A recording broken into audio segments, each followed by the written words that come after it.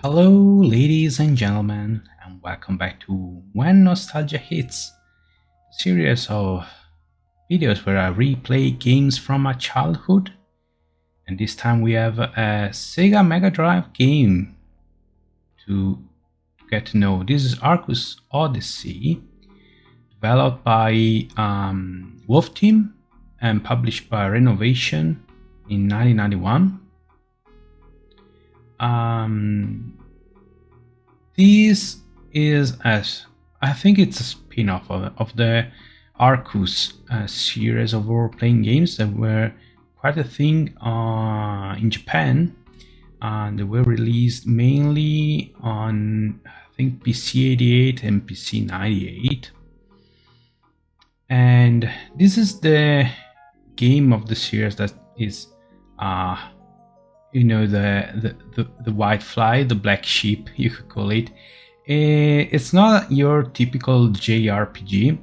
It's more a hybrid of action RPG and shoot 'em up. It's hard to tell where one aspect of the game starts and the other ends. And it has a couch co-op mode. This is it's rather good game. Okay, it has very good graphics, excellent soundtrack and sound effects. It has a long intro that I'm moving to the end of the video. So if you want to watch it, stay on for a little longer. It's a good game. There's a password system to restart from one level to the other, but since it resets your character progression, is bad to use. Let's start. So there are 4 available characters: a warrior, a male warrior, you could say, a female fighter, or a priestess, or a cleric, I don't know, an elven archer, and an old and grey wizard. They play rather different from one another. Okay. And it very briefly, the warrior has average HP, high offense, but his shock waves, his attack range is quite limited. It's probably the most limited of the 4. The priestess, I don't recall what class she's meant to be. She uses a whip or flail. It's hard to tell. She's the most durable of the 4, but she has a good attack, but she has weak magic. The elf shoots arrows that can bounce off walls. That's very fun to see. Probably I pick her just to show you. And she also has healing magic, while the male fighter, has a protective magic. The mage has some very weird spells, usually good range, good damage. He's the least durable of the 4. He starts with 5 HP, and I don't really recall what magic he can cast. I remember that he is the only one that has access to tier 5 magic, and basically summons a really big something, like a real elemental that wipes off the screen. And you can play it in 2 players co-op, so you can. That's where the fun begins, because you can pick characters accordingly. One more thing before I start: the game is a lot harder playing solo for 2 reasons. First, the number of enemies doesn't change if you're playing solo or co-op, so you still get the full experience. Secondly, you get extra lives more often if you play in couch co-op. That doesn't make much sense to me. So if you play solo, you're facing more enemies, and at the same time you get less extra lives. Amazing. Okay, let's pick the elf. The game is divided into levels. I think there are 8 or 9 levels, don't recall exactly. Yeah, you can see here on the map you have to reach the floating pillars above the dragon, if I remember correctly. Or maybe it was below the dragon? I don't recall. Okay, so this is the game. As you can see, it's more like an action RPG. You can you have some kind of inventory. You can get magic crystals that you can consume to activate your magic spells, and beside that you just shoot. Okay, and as I told you, the very funny thing with the elf is that arrows bounce at an angle. Okay, so you can do all nice shenanigans. She used to be one of my favorite characters, to be honest. Then at the end of each level, you get to, after defeating the final boss, you get to improve either your HP or your weapon, your attack power. So in her case, I think the first power up, she shoots 3 arrows, 1 straight and 2 at a 45-degree angle. And then she gets, I think, flaming arrows, then 3 flaming arrows, then I don't recall. There's not a limit. You can grind as much as you want. If you reach a high enough score, you gain more HP. It's not really. Okay, this is the statuality that's speaking. The sacred underground shrine Yuki Oda was turned into a nest of caves by the Dark Lords. The weaker I was becoming, the more things were developing, exactly as the Dark Lords had hoped. Please help me. All my power I will now give to you.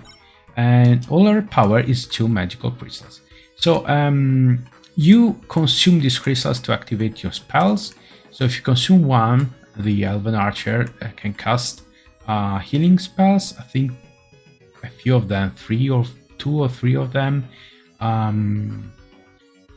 The fighter has a defensive aura that mitigates 50% of the damage, and so on.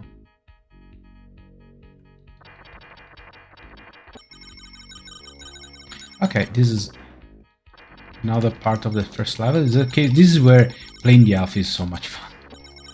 Just shoot.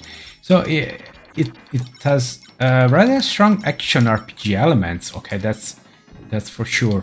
However, at times it's more like a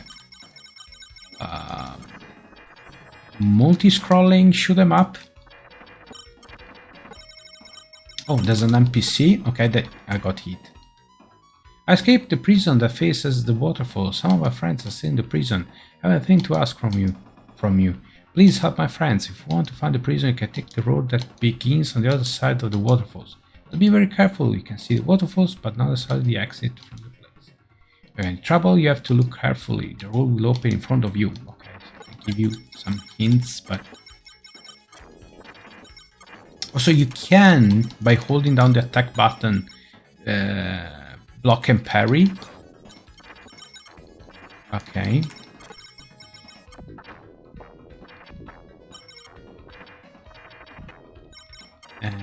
Yeah, I used to play this with my best friend and my eldest brother quite regularly. It was when my friend used to come over on Saturday afternoon. It was I think I already told you. We had our program, our schedule. We used to play Bonanza Bros, Streets of Rage 2, and this is not a very long game. If you're playing co-op, it can take about what 1 hour to complete. When you know what you're doing, you know where you have to go. Okay, remember there was something big here. Okay, there's a giant. Okay. So I don't recall if this is where I have to go. Medicine of Regeneration, it heals up to 3 HP. Also knowing where to look. Let's see. No, this is fake one. We have to take the other one, so we have to go all the way. Now, exploration is a good thing. You don't get weapons. You can get some items. You can get some extra lives. Dolls of life. Gold. Okay, so by exploring, that's, you know, you can get some good things. But right now, my #1 priority is to get to the end, to show you the boss.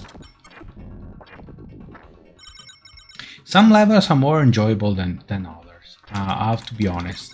For instance, the second level is fun, but it has one of the most annoying bosses in the game. There's the... what was it? The third or the fourth level, which is like a ziggurat, like a Mayan pyramid with some obnoxious music.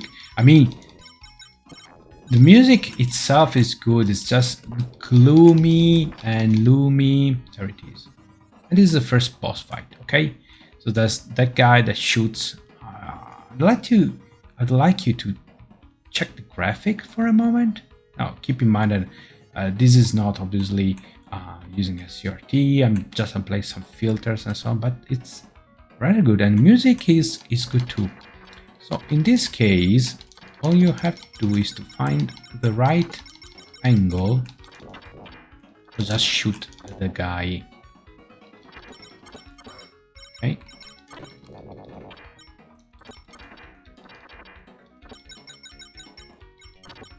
Okay, you can bounce too. Okay, there it is. Now the jewel, if you grab it when it's red, you power up your attack. When it's blue, you power up your HP. I'm going for red. Because it's far better. Years and years of experience told me that it's better to have better weapons, okay, in the early stages.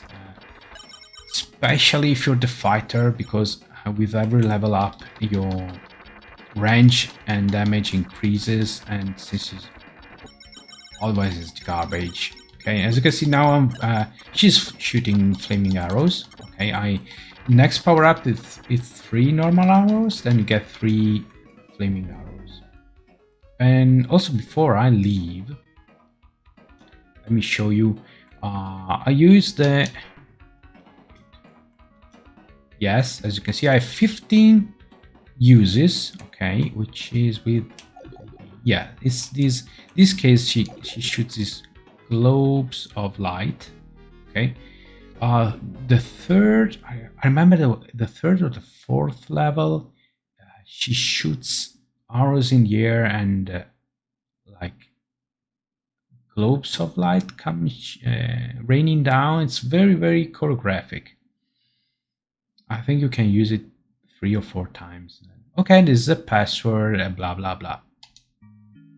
And that's the second level. I just want to let you listen to the soundtrack of this next level.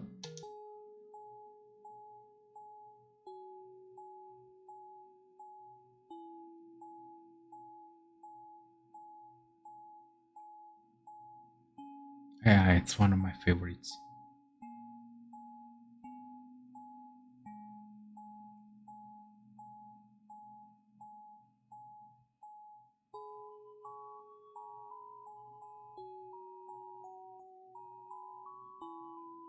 Okay, well, I think I'll stop here.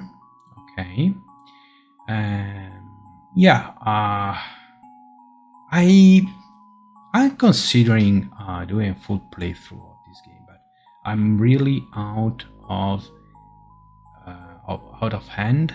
I need some training to accomplish that, because later levels gets tough. Also, at some points you can get an NPC to follow you, which is actually more like a, you know, a power-up pod from your average shoot 'em up. okay, stuff like that. Yeah, it's a good game.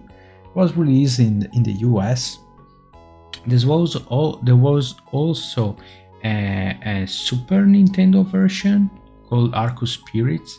It was released in Japan, I think, a couple of years later, 93. Though I'm not entirely sure it was finally released. You can still find it. Okay, if you get my drift.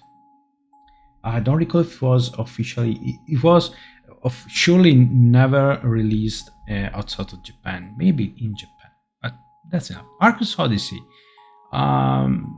Grab a friend, play it with a friend. It's a lot of fun. There's great music and good graphics as well. Yeah, can be fun.